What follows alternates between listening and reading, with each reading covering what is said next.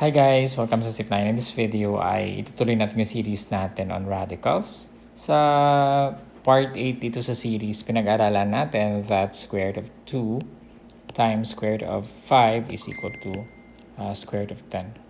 Now if you divide both sides by square root of 5, we have square root of 2 times square root of 5 divided by square root of 5 is equal to square root of 10 divided by square root of 5, no?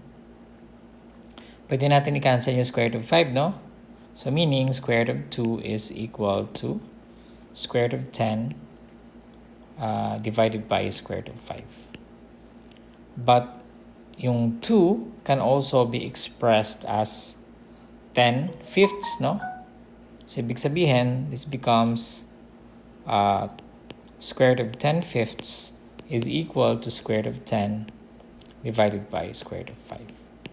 Now, makikita nyo sa relationship na yan na madiderive nyo yung formula na nth root of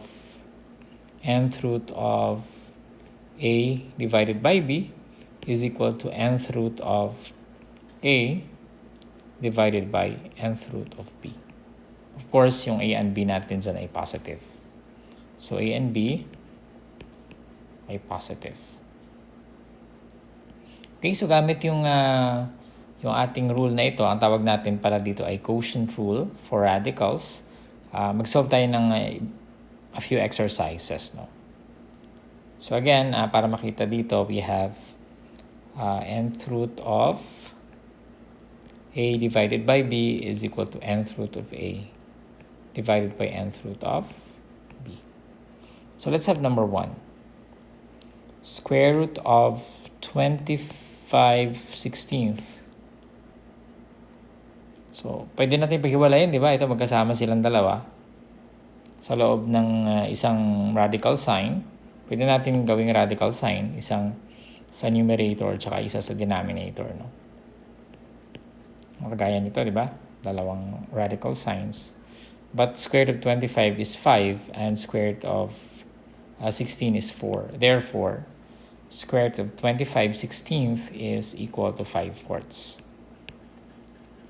For number 2, we have square root of 18 divided by square root of 6. So, magkahiwalay naman, no? Pero pwede natin silang pagsamahin. Square root of 18 divided by 6. But 18 divided by 6 is 3. So, this is equal to square root of 3. So, ito, magkasama, pinaghiwalay. Ito, magkahiwalay, pinagsama. Ma-equal naman sila eh. So, pwede natin gawin.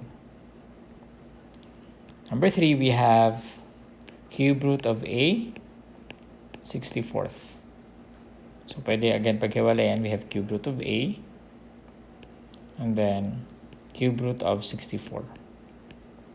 And we know that we cannot simplify cube root of a. Therefore, yung ating, yan na yun, no? But the denominator is, what's the cube root of 64? That's 4. And lastly, we have cube root of 27 divided by x to the 6th. So this is equal to cube root of 27 divided by cube root of x to the 6th. Ano ang cube root of 27? 3 times 3 times 3, di ba? So 3. Ang x to the 6th, x squared, no? Kasi x squared times x squared times x squared ay x to the 6th. Kung nakalimutan nyo, dinidivide lang natin yung exponent ng ating radicand by the index, no? So 6 divided by 3 is 2. Okay, so that's it. Sana may natutunan kayo dito sa ating maiksing video. Gusto ko kayong invite sa ating YouTube channel. We have youtube.com/user/9ph. Maraming salamat. I'll see you in the next video. Huwag niyo kalimutang i-like at i-share yung ating video. See you!